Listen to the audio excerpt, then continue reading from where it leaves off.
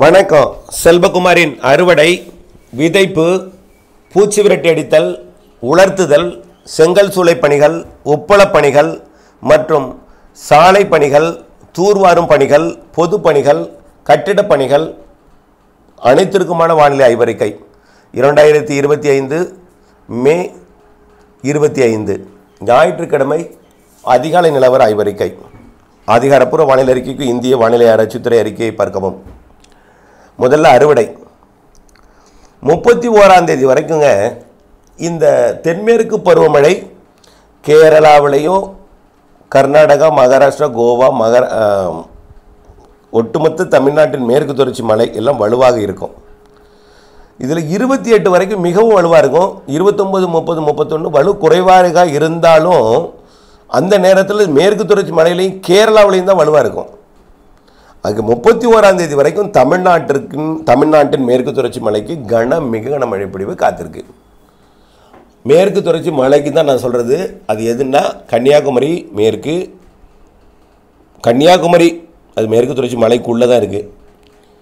அடுத்தபடியாக திருநெல்வேலி தென்காசி மாவட்ட மேற்கு பகுதி, விருதுநகர் மாவட்ட மேற்கு பகுதி, தேனி மாவட்டம் மற்றும் திருப்பூர், கோயம்புத்தூர், திண்டுக்கல் மாவட்ட கொடைக்கானல் மலைப்பகுதி மற்றும் நீலகிரி மாவட்டம், அப்புறம் காவிரி நீர்பிடிப்பு பகுதிகள், வயநாடு, குடகு, இந்த பகுதி எல்லாமே தொடர்ந்து இந்த மாதம் இறுதி 31ஆம் தேதி வரைக்கும் மழை வலுவாக இருக்கும். இன்றைக்கு தேதி 25. அப்போ இன்னும் 6 நாளைக்கு மழை தான். 5 நாளைக்கு குறையாத மழை இருக்குது. இதில் 3 நாள் வலுத்த மழை இருக்குது, பலத்த மழை இருக்குது என்பதை நீங்கள் புரிஞ்சுக்கணும். இப்போது இந்த மழை தான் மேற்கு மாவட்டங்களில் கணவாய் பகுதிகளில் சாரலாக உள்ள நுழையுது. அப்பாஜி கவுண்டம்பதி நுழையிற இடத்துல 10 சென்டிமீட்டரும், அப்புறம் 10 என்பது 9, 7, 8ன்னு குறைஞ்சி லாஸ்ட்டாக இருக்கக்கூடிய இறுதி சாரல் எட்டக்கூடிய இடமாகிய ஆறுவேலூர் முக்கோணத்தில் 2 சென்டிமீட்டரும் மழை பொழிப்பு கொடுத்துருக்கு.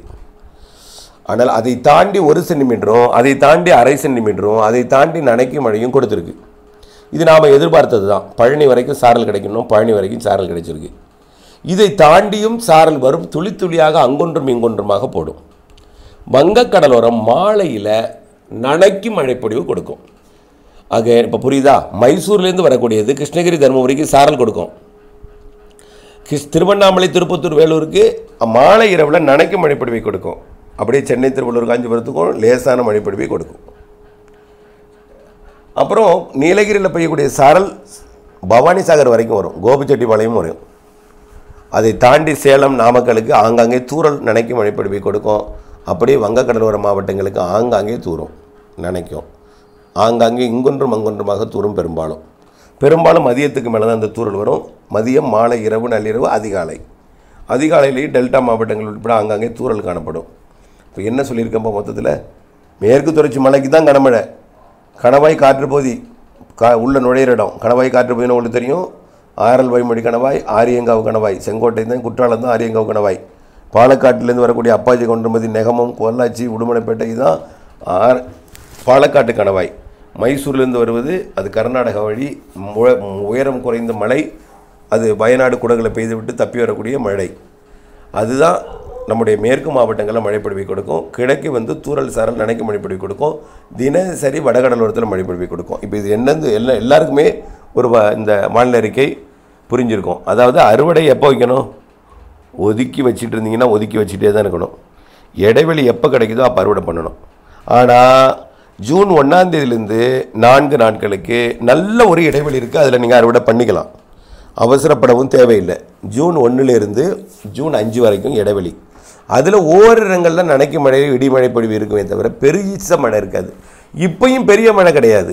அங்கும் இங்கும் நனைக்கும், ஆங்காங்கே தூரும், அங்கொன்றும் இங்கொன்றுமாக தூறல் விழுந்து கொண்டிருக்கும். இதுதான் மழை. அதனால் உலர்த்துதல் என்பது கடினம். மேகமூட்டமாக இருக்கும் வானிலை. அடுத்தது உலர்த்துதல். வானம் மேகமூட்டமாக இருக்கும். பெரிதாக உலர்த்துறதுக்கு ஒரு ஸ்ட்ராங்காக ஒரு சூடான வெயிலை நம்ம எதிர்பார்க்க முடியாது. சூடான வெயில்னால் அது ஜூன் முதல் வாரம் தான். 1ஆம் தேதியிலிருந்து 5ஆம் தேதி வரைக்கும் கொஞ்சம் சூடான வெயில் இருக்கும். அதுலேயும் மேற்கு காற்று இருக்கும். சாரல் மாலை இரவு இடிமழை பொழிவு ஆங்காங்கே ஒரு சில இடங்களில் இருக்கும். ஆக இப்போது 31ஆம் தேதி வரைக்கும் அங்கொன்றும் இங்கொன்றும் தூறல், ஆங்காங்கே நனைக்கும், ஆங்காங்கே லேசாக பெய்யும். அவ்வளோதான். அப்போது இது வச்சிட்டு இருக்க வேண்டாம். நீங்கள் அறுவடைன்னா இடைவெளி கிடைக்கும் போதெல்லாம், வாய்ப்பு கிடைக்கும் போதெல்லாம் அறுவடை பண்ணுங்கள். நல்ல ஒரு நிம்மதியான அறுவடை பண்ணணும்னா ஜூன் 1, 2, 3, 4, 5 தேதிகளில் நீங்கள் அறுவடை பண்ணலாம், உலர்த்தலாம். அதே போல் பூச்சி விரட்டு அடிக்கிறதுக்கும் இதே தான். அங்கொன்றும் இங்கொன்றுமாக தூரும். அது கொஞ்சம் கஷ்டம்தான். இருந்தாலும் நீங்கள் பாட்டுக்கு அடிச்சுட்டே இருப்பீங்க. மதியத்துக்குள்ளேயே அங்கொன்றும் இங்கொன்றும் தூறல் வரும், நனைக்கு மழை வரும், மாலை கண்டிப்பாக வரும். ஆகவே பூச்சி விரட்டு அடிப்பது என்பது கொஞ்சம் 31ஆம் தேதி வரைக்கும் கொஞ்சம் சவால் தான். உலர்த்துதலுக்கு கூட கொஞ்சம் வாய்ப்பு கிடைக்கும். ஆனால் பூச்சி விரட்டு அடிப்பதுக்கு 4 மணி நேரம் கூடுதலாக வாய்ப்பு வேணும். அப்போ கஷ்டம்தான். அடுத்தது விதைப்பு பணிக்கெல்லாம் எந்த பாதிப்பும் கிடையாது. விதைப்பை பொறுத்த வரைக்கும் நீங்கள் செய்யலாம். ஏன்னா பெரிய மழை எதுவும் கிடையாது. மேற்கு தொடர்ச்சி மழையில் மட்டும்தான் விதைப்புக்கு நீங்கள் யோசிக்கணும். மிக கனமழை பொழிவு இருக்குது. பாலக்காடு கணவாயிலையும் கனமழை இருக்குது. ஒரு 2 சென்டிமீட்டர் வரைக்கும் முக்கோணம் தினசரி எட்டும். 5 சென்டிமீட்டர் கூட பெய்யும். 2, 3, 2, 3ன்னு இருந்துகிட்டே இருக்கும். பாலக்காட்டு கணவாயோட முக்கோணம் நெகமம் இது வரைக்கும். அதையும் தாண்டியும் சாரல் எட்டும்னு சொல்லியிருக்கேன். தமிழ்நாட்டின் அனைத்து மாவட்டங்களுக்கும் அங்கங்கே தூறல் கொடுத்து கொண்டு தான் இருக்கும் இந்த மாத இறுதி 31ஆம் தேதி வரைக்கும். சரி, அடுத்தது பொதுப்பணிகள், கட்டிடப் பணிகளை பொறுத்த வரைக்கும் அங்கொன்றும் இங்கொன்றும் தூறல் தான். இதுக்காக நிறுத்த தேவையில்லை, அவங்க பண்ணிகிட்டே இருக்கலாம். பில்லர் குழியெல்லாம் நிரம்பாது. நீங்கள் அதை பில்லர் குழி தோண்டி நீங்கள் காங்கிரீட் போடலாம். சாலை பணிகளுக்கு மட்டும் நனைக்கிற மழை இருக்குது நைட்டு. ஆகவே நனைக்கிற மழை வந்தாலே சாலையில் தார் போடுறது ஒட்டாது. இது நீங்கள் கவனத்தில் கொள்ள வேணும். ஆனால் ஆங்காங்கே தூரம், ஆங்காங்கே நனைக்கும், அங்கொன்றும் இங்கொன்றும் தூறல் இதெல்லாம் இருக்குது. ஜூன் 1ஆம் தேதியிலேருந்து 5ஆம் தேதி வரைக்கும் ஒரு நல்ல இடைவெளி இருக்குது. ஆனால் இப்போ பெரிய மழை கிடையாது, அதையும் புரிஞ்சுக்கிறேன். அங்கொன்றும் இங்கொன்றும் தூறல் மாலை இரவில் நினைக்கும். அடுத்தபடியாக உப்பள பணிகளை பாதிக்கும் அளவு எந்த மழையும் இப்போதைக்கு இல்லை. அதனால் நீங்கள் கவலைப்பட வேண்டாம். அதாவது இப்போ பழவேற்காடு உப்பளத்துக்கு மட்டும் கொஞ்சம் மிதமான மழை தெரியுது. பழவேற்காடு உப்பளத்துக்கு மட்டும் மிதமான மழை தெரியுது. மரக்கான உப்பளத்துக்கும் லேசான மழை தெரியுது, அவ்வளவுதான். இதெல்லாம் உப்பு உற்பத்தியை பாதிக்காது. வேதாரண்யத்துக்கு தூறல் சாரல் தெரியுது. தூத்துக்குடிக்கும் தூறல் தெரியுது, அவ்வளவுதான். தூறல் தான். அதனால் உப்பு உற்பத்திக்கு தான் பிரச்சனை. வெயில் பிரைட்டாக இருக்காது. ஆனால் உப்பை கரைக்கிற அளவுக்கு மழை கிடையாது. உப்பு பாத்தியில் தேங்குற அளவுக்கு மழை கிடையாது. அது ஏற்கனவே பெய்த உப்பு பாத்தியில் தேங்கக்கூடிய தண்ணியை நீங்கள் வடிகட்டி நீங்கள் தொடங்கலாம். ஆனால் வெயில் பிரைட்டாக இருக்காது, சுடாது. நல்ல ஒரு சுடும் வெயில்னால் ஜூன் 1ஆம் தேதியிலேருந்து 5ஆம் தேதி வரை இருக்குது. அதுதான் நல்ல சுடும் வெயிலாக இருக்கும். அதுக்கு முன்னாடி சுடும் வெயிலாக இருக்காது. மப்பும் மந்தாரமாக இருக்கும், ஊமை வெயிலாக இருக்கும், கொஞ்சம் புழுக்கமாக இருக்கும், வெளிச்சம் இருக்கும், வெயில் லேசாக இருக்கும், அவ்வளவுதான். ஒரு சுடாது அந்த வெயில் என்பதையும் தெரியப்படுத்த விரும்புகிறேன். அடுத்து செங்கல் சூளை பணியை பொறுத்த வரைக்கும் செங்கல் சூளை தீடனத்து இல்லை. ஆனால் சாரல் துளிகள் நனைக்கும் மழைகள் இருக்கும். அது முதல்ல புரிஞ்சுக்குங்க. கட் பண்ணுறதுங்கிறது வேலை இல்லாத முடியாத காரியம். ஏன்னா தூறல் இருந்து கொண்டே இருக்கும், நனத்து மழை இருந்து கொண்டே இருக்கும், நனைக்கும் மழை இருந்து கொண்டே இருக்கும். அதனால் இப்போ அது இயலாத காரியம். இப்பொழுதைக்கு மழை வாய்ப்பு லேசான மழை, நனைக்கும் மழை, அங்கொன்றும் இங்கொன்றும் தூறல். இதுதான் நம்ம தமிழ்நாட்டுக்கு. மேற்கு தொடர்ச்சி மலைப்பகுதிகளுக்கு மட்டும்தான் கனமழை பொழிவு. இவையெல்லாம் உங்களுக்கு அனைவருக்குமே இது புரிந்திருக்கும்னு நினைக்கிறேன். வானிலை அப்டேட்ஸுடன் இணைந்திருந்து வானிலையிலிருந்து திட்டமிட்ட வேளாண்மை செய்து லாபம் அடைந்து அன்போடு கேட்டுக்கொள்கிறேன். நன்றி.